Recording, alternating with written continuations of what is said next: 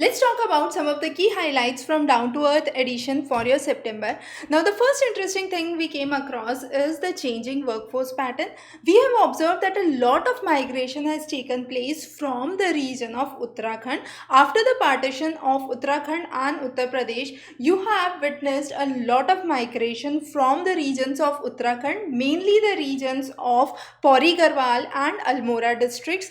Now, under the lockdown period, what was seen was a trend of reverse migration that was observed, and you had lots of migrant workers moving back to the regions of Uttarakhand. As a result, in Uttarakhand, you had lots and lots of people now engaged into agriculture.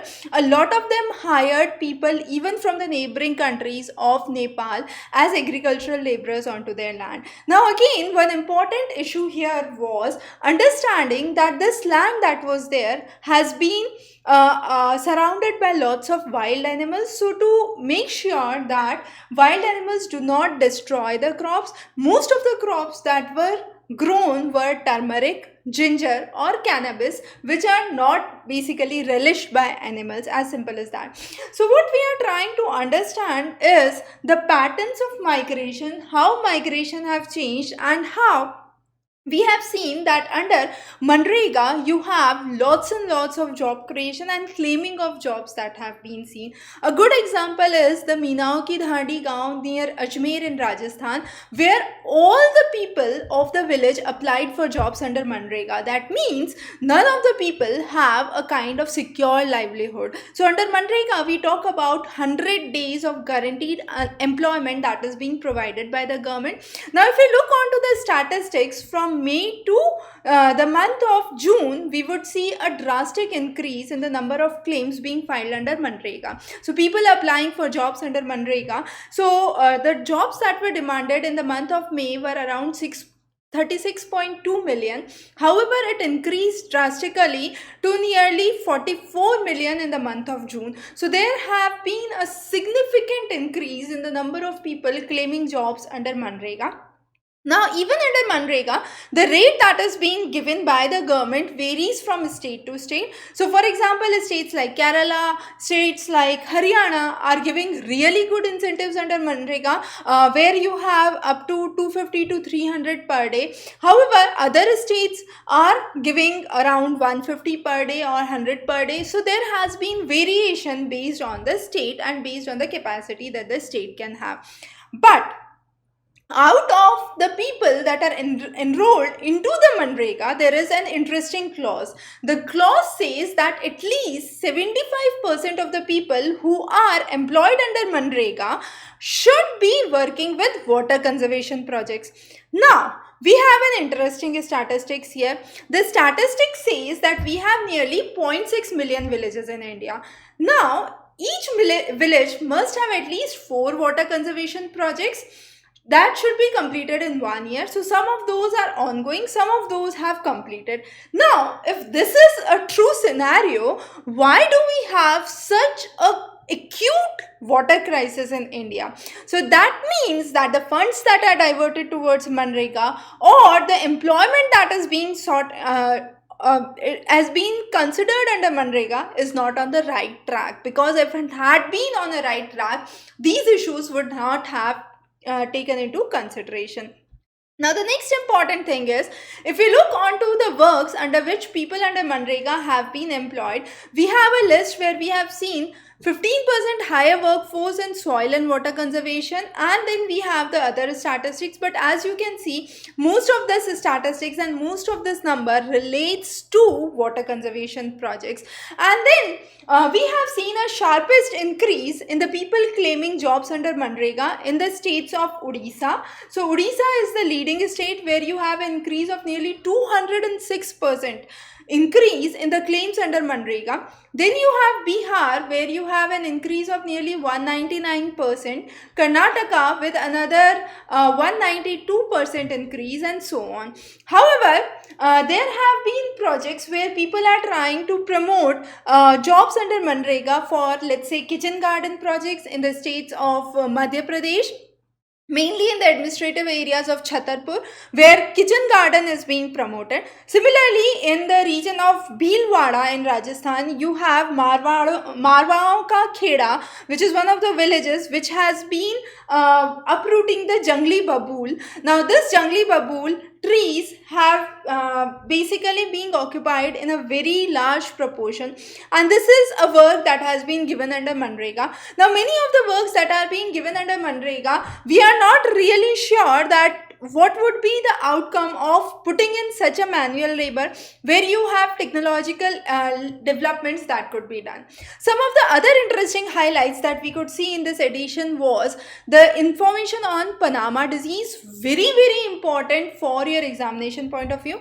Now, this is a disease which infests banana production. Now, 80% of the global banana production has been affected by the Panama disease, and it is mainly the TR4 strain or the tropical race 4 strain that has been seen. Similarly, on August 16, 2020, we have witnessed the highest temperature in California's Death Valley region. However, it is yet to be verified. The temperature was 54.4 degrees Celsius. Also, there was information on pumas or mountain lions, or those are also known as cougars, and these have a very unique capability that they can walk on an inclined slope. But while walking on an inclined slope, they utilize a lot of body energy, and it's believed that an increase of nearly 6 degrees increases their energy use by 40%. So, changing on the slope, we have the changing patterns that are registered. The next important thing is in the Arctic Ocean, we have registered a significant increase in the primary production. It has been witnessed that nearly 57% of the primary production has increased in the regions of Arctic. That means the temperature is changing, the biological and the chemical parameters are changing. You have more of fresh water flowing in and ice melting, and as a result, you would have more life that is being witnessed in the regions of Arctic.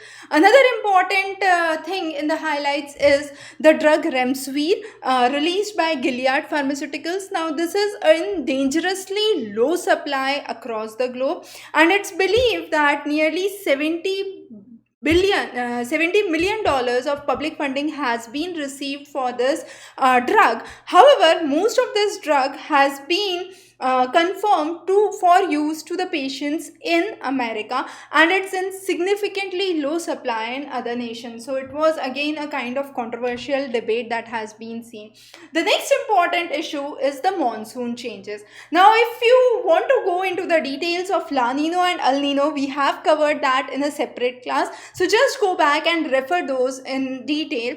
But as of now, what is important is this year we have witnessed exceptionally high amount of rainfall, mainly in the months of August and September, and it's believed that this extended withdrawal of monsoons would be seen, and that is due to the La Nina.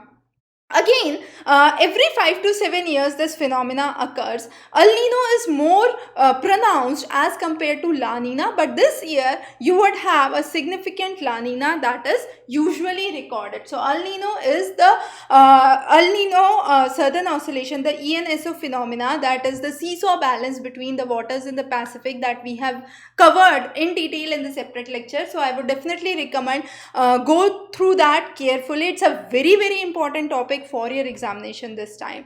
Now, the next interesting thing is the Swachh Bharat Sarvekshan. Now, under the Swachh Bharat Sarvekshan 2020, we have some of the results that have been released. So, some of the key highlights have been mentioned here. Now, if we talk about the cleanest cities, Indore, Surat and Navi Mumbai lead the list. And if we talk about cities with population of less than 1 lakh, you have Maharashtra, Karat, Saswad and Lonavala that leads into the list. And then Chhattisgarh's Ambikapur is declared as one of the cleanest cities in a population of 10 lakh to sorry, in a population of 1 lakh to 1 million category. And then Chhattisgarh is the only state which has been given the title of open defecation free plus plus status. So we have talked about the definitions of open defecation free plus plus in the preceding lectures.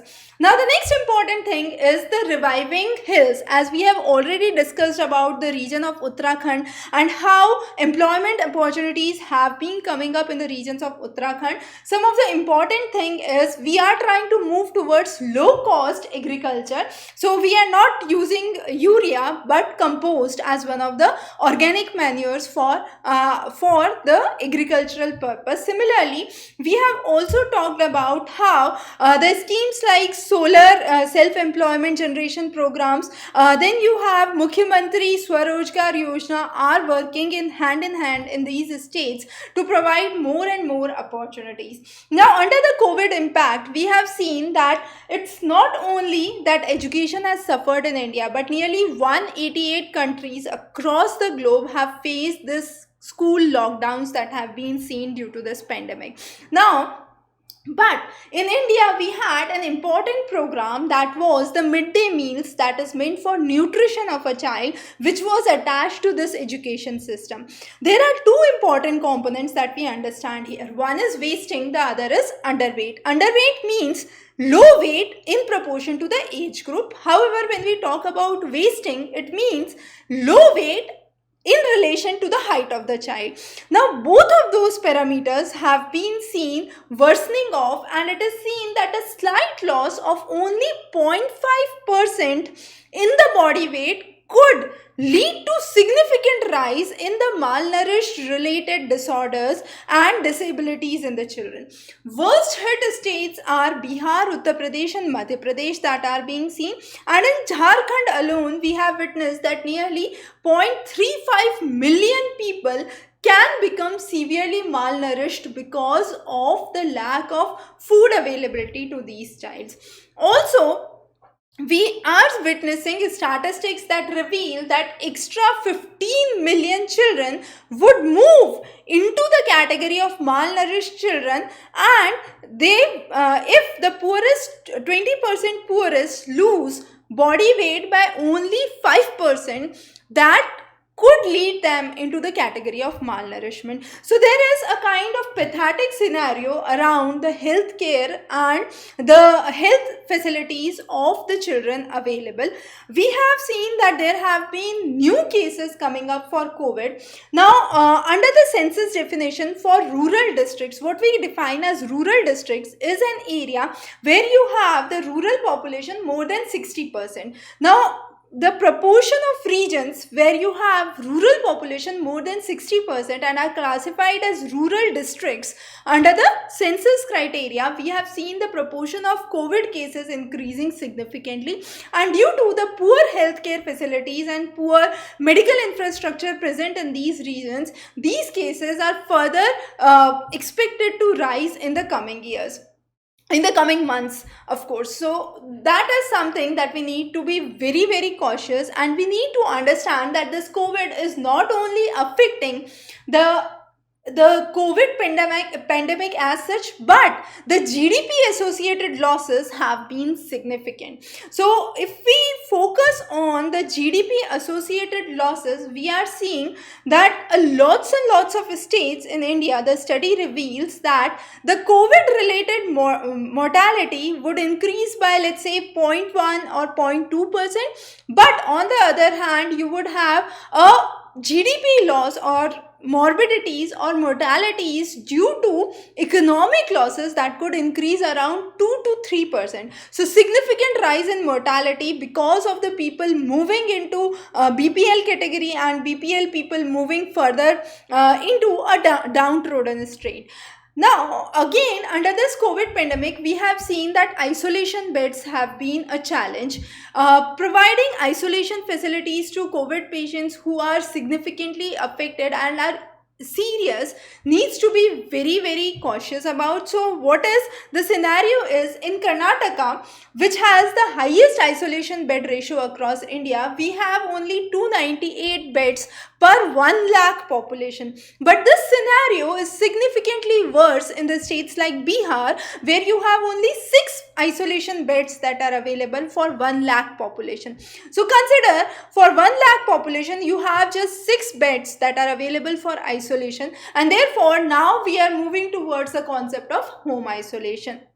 On an average in India, if we talk about the isolation beds being available, it is 80 isolation beds per 1 lakh of the population, which is still a very significantly low number. So if there is a continuous unlock that goes on, definitely medical infrastructure needs to be at par with the facilities or with the opening up of the economy that has been seen.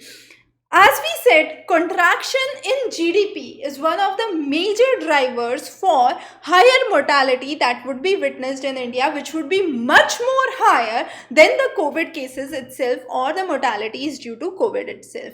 Now, again, one important element that has been affected during this pandemic period is the vaccination. Globally, we have seen that numerous nations across globe have suffered from the vaccination schedule that is being provided at community level. Even in India, many of the children are not being given the vaccinations on a timely basis. So this might affect the diseases that were previously controlled by the process of vaccination to jump up or rise further. Similarly, in India, we have witnessed a significant rising numbers in the cases of cancer that has been reported, even in kids as well as elderlies. Northeast India has been the most vulnerable with highest number of cases that have been reported. There are mainly 13 types of cancers that have been reported, which have been significantly in higher in number as compared to the previous statistics, and you have nearly 1.6 lakh people who are believed to be projected to be much more than the expected figures that were released. And some of the common categories under which we say the common cancer cases would be rising are the following given in the list. Now, the next interesting concept you might be very interested about is tiger population. How did they came to India, whether they were in India itself? So you had numerous stories. The Cult of Tiger by Valmiki Thapar has been one of the extraordinary works where we have tried to explain how tigers were seen first in India. So it's believed that tigers started to move from the region of southern China through the regions of Nepal and then Bhutan in India, and then we have seen slowly and gradually they were able to acclimatize to the conditions in India, and they were seen even in the regions of mangroves, evergreen forest areas, deciduous forest areas, and everywhere where they could be seen. If we talk back about the Harappa civilization, we have seen traces of tigers, because in the Harappa seals we have seen tiger seals. Similarly, around 12,000 years ago, we have seen that tigers occupied most of the India across the north and the south, the west and the east. And we have also seen that Indian tigers are closest to the Southeast tigers, and in India we have seen a divergent population of tiger that has been witnessed. Another interesting study that has recently come up is about Dashamani. Dashamani is one of the herbs, a kind of herb infused water that has been very very popular in the state of Kerala. Now this water is considered to be a boon for waterborne diseases, mainly chikungunya and vector-borne diseases caused because of flooding and water accumulation. So what it is composed of is dry ginger, cardamom, cloves, coriander, cumin, basil and sandalwood. Now sandalwood, along with this you have Himalayan cherry tree, the bark of that which is used. However, Himalayan cherry tree is seen in the north, and therefore it's difficult to get it into the regions of Kerala. So what happens is, in Kerala, sapan wood is being used, the bark of sapan wood, which again gives it a pink color, and this pink water, as it is commonly called as, is one of the popular waters in the state of Kerala, which makes people safe from diseases. Now similarly, you have prunus, which belongs to the family of rose, and it is similar to apples. It has been popular composition for Dashmula Rish, which is one of the major Ayurvedic medicines, we could say. Now, what is unique about it is you have flavonoids and isoflavonoids, which are part of this, and they are source of phytoestrogens, which are very helpful in numerous disorders.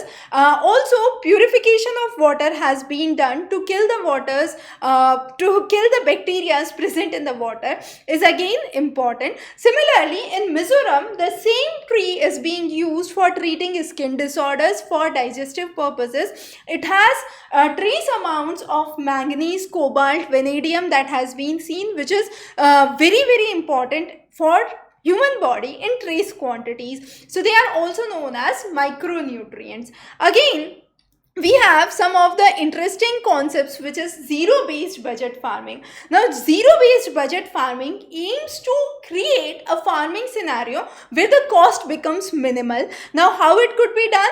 The idea is to reduce cost, so we would use natural input. So cow dung, cow urine is being used for compost purpose. Improving of the soil fertility, doing less of tilling, and creating water efficient methods is very important. Also, you have maximum benefits of the zero based natural farming that has been seen with paddy cultivation, and a saving of nearly 1400 to 3500 cubic meters of water per acre has been registered because of this. So what happens is there is periodic aeration between the watering periods that has been registered. As a result, you have increase in productivity and decrease in the amount of water input that has been seen. Also, we are trying to integrate the zero based natural farming with the retention of the soil properties and better humus for the soil. Multiple aeration is again talked about a lot in these days. Now, as we said, education and the issues related to the pandemic lockdown that has been registered. So here is some of the statistics related to the education, and we have seen that definitely the low income countries are the worst affected, where you would have a significant impact on the distance learning program, because the accessibility and the penetration of internet into the village and the tribal pockets is significantly low, where formal traditional teaching methods were considered as one of the ways under Sarv Shiksha Abhiyan in a country like India. Now, the next is some of the important natural disasters that we have witnessed over the last period of 1 to 2 decades. So, in Afghanistan, we registered a significant blizzard in 2008, and the temperatures fall down to minus 30 degrees Celsius. There was melting of the snow caps that was seen. Formation of the snow caps, not melting of the snow caps, but formation of the snow caps that were seen in the mountain areas, because the temperature dropped to minus 30 degrees Celsius, and as a result, because of the harsh weather conditions, you have a significant loss in livelihood and significant loss of flora and fauna that was registered. Similarly, in 2011, East African drought was seen, and this drought has been considered as the worst drought in the history of the world, where nearly 1/4 million people had to leave their homes and migrate to other places, and some of the regions were completely wiped off. Somalia, Ethiopia, Kenya, Sudan were some of the worst affected areas.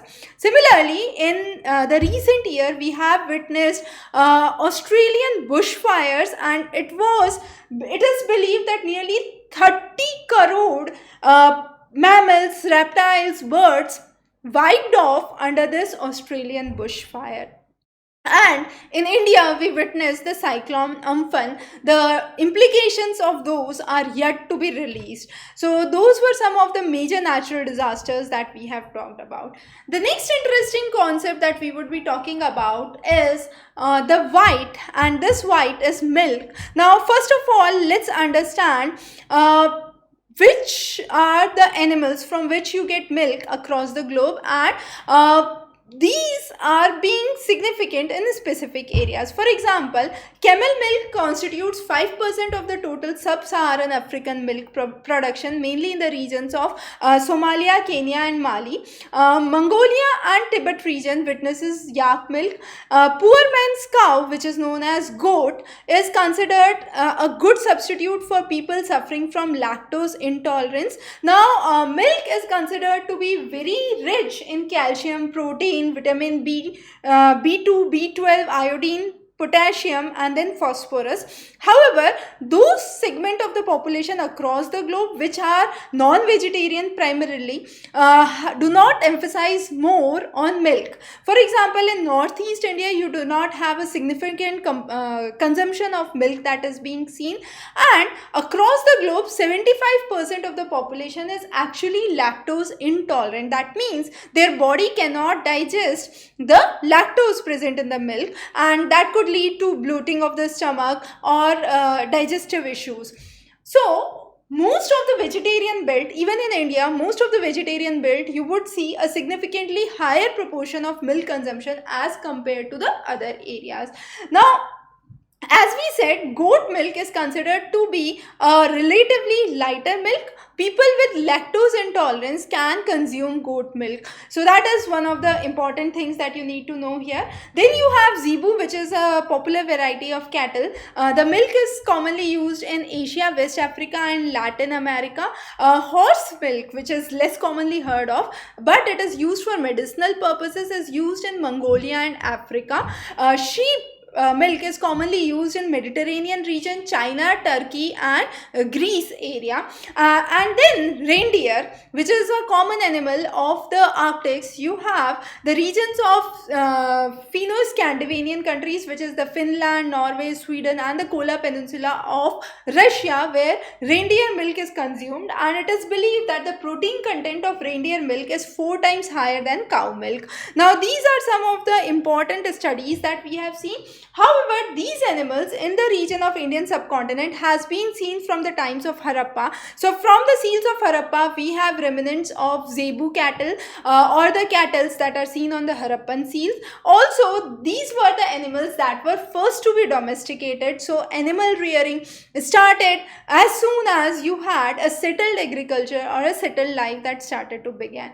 In 1970s, India started with its mission of Operation Flood, and Anand in Gujarat is one of the leading examples, with Amul as a cooperative dairy which set the world example for cooperative industry first of all, and its largest extension for the milk production that was seen. India is again one of the largest consumer as well as producer of milk, and we have seen a significant proportion rise in the consumption per head of the milk that has been registered in India. The next interesting fruit that we would talk about is coconut. So World Coconut Day is celebrated on 2nd September. Coconut is believed to have its origin somewhere around the coastal areas of India and Pacific, and it's also called as Kalpavriksha. It occurs in 3 layers, and all the 3 layers are believed to be useful. It is considered as a tree that fulfills all the wishes according to Hinduism, Buddhism and Jainism, and therefore it is also called as a tree which fulfills all your dreams, and therefore the Kalpavriksha. Now, there is an interesting question about this white. As we discussed about milk, why this milk is white in color?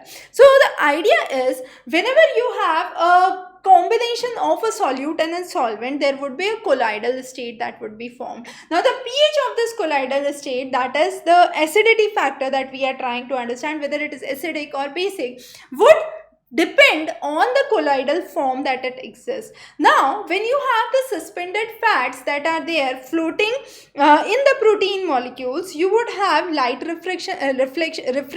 The light would refract, and this refraction of the light would lead to white appearance of the milk that would be seen.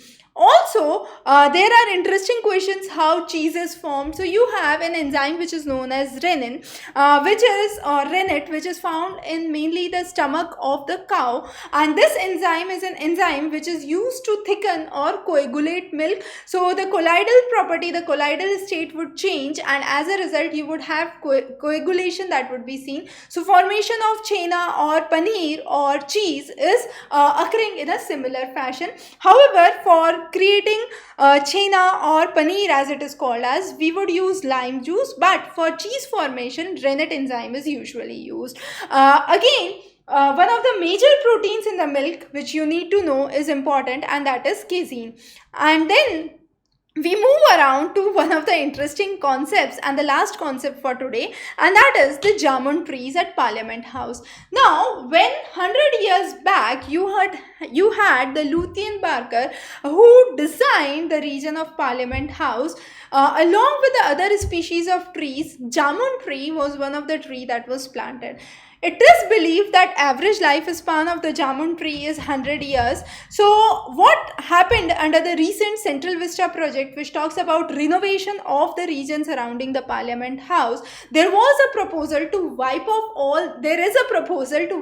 all these trees, because a very simple explanation, the average life is 100 years and 100 years are over, so we must remove these trees and plant new one. But one of the recent studies have found that when we talk about the average life, it talks about an average scenario. Some of the trees could live up to 200 to 300 years, and until and unless the trees are not getting damaged or are not decaying, they should not be touched or they should not be disturbed, because the whole of the ecosystem would get disturbed.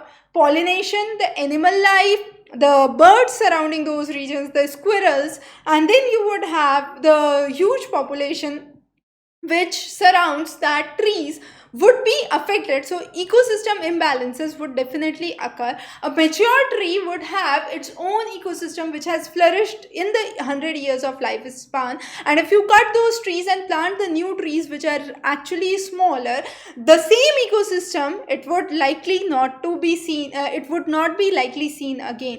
So replacing a full grown tree, unless and until it is decayed, it is dying, is not a good solution.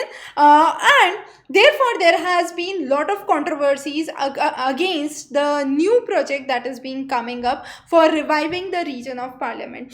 That those were some of the key aspects that we have discussed in this edition. We would be covering many more interesting sessions for you. Stay tuned. Have a wonderful day ahead.